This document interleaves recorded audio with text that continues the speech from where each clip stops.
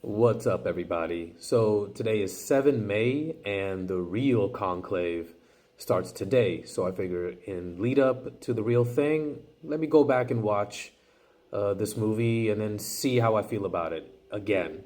It was only a few months ago that I watched it and reviewed it for the Oscars. But I figured, all right, let me go back. Maybe I missed something. Maybe I was too harsh in my basically one critique of the movie. Everything else about the movie is stellar. Like, I think the direction is really good up until the finale. The performances are, I mean, I can see why it won the SAG Award for the best ensemble. Because look at these guys, Ray Fiennes, John Lithgow, Stanley Tucci, Isabella Rossellini. It's got everything. Even if you're especially actually if you're an acting student, or like you do drama in high school and like a very, very kind of minimal understanding and appreciation for the craft of acting, this is your movie. You know, I still think Ray Fiennes got hosed. I mean, of course, it's a great performance. He always delivers a great performance, whether it's something as serious as this, whether it's in Red Dragon, whether it's as Lord Voldemort in Harry Potter. He is just, absolute professional. He is one of the gems that I really enjoy the fact that he doesn't go after the movie star type of roles. I mean, he is an actor's actor. Like if it was 20, 25 years ago when he was a young buck, he absolutely could have, just done the leading man thing and not really challenged himself as an artist.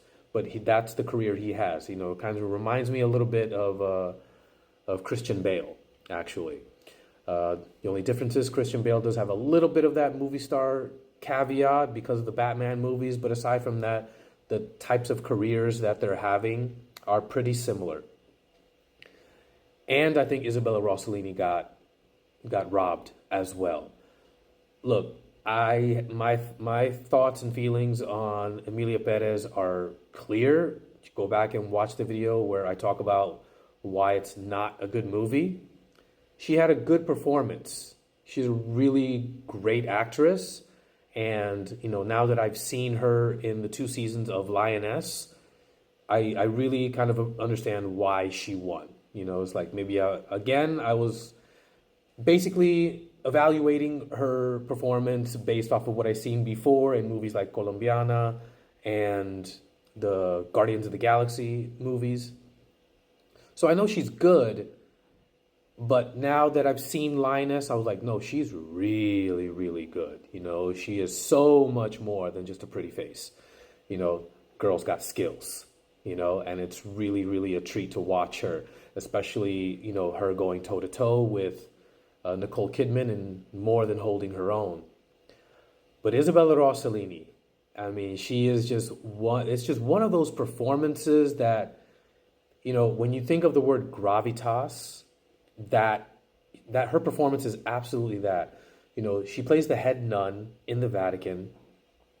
So of course there's that the gender roles, which is a big thing. Like when the men talk, the women be quiet, and listen to them.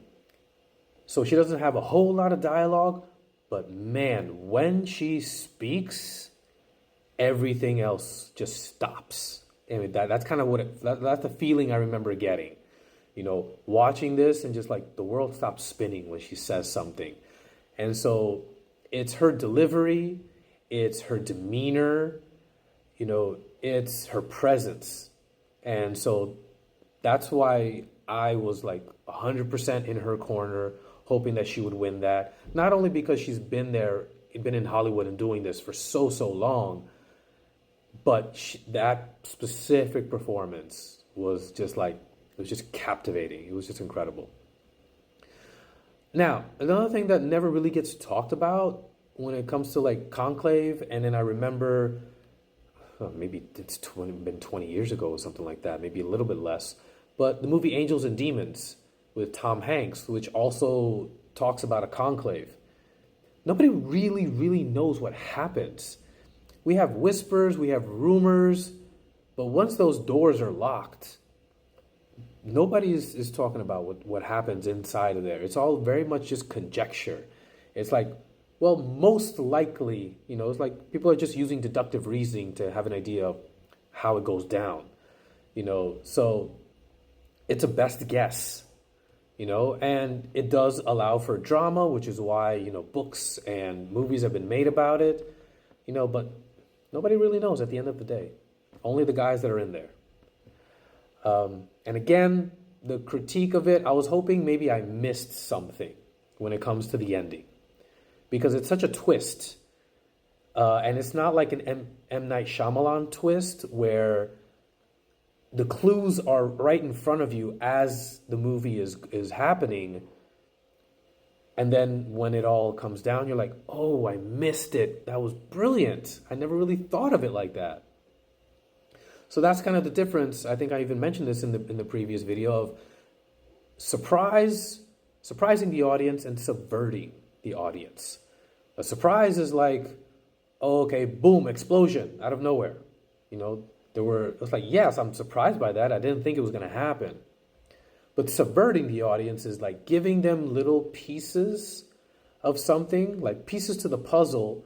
And as an audience, you put the pieces together and okay, but when the final image is really revealed, you're like, oh, that makes sense. I just didn't think it would be that way, And that's kind of what M. Night Shyamalan did early in his career that would made him, so brilliant. But that just doesn't happen here. There are no real clues that make you think, oh, I didn't think it was going to happen that way. Wow, that was brilliant. It's just like, huh? Okay. And I think that really does the movie a disservice because everything leading up to that point, I think, is brilliant. I know, it's incredible. Incredible storytelling, incredible performances.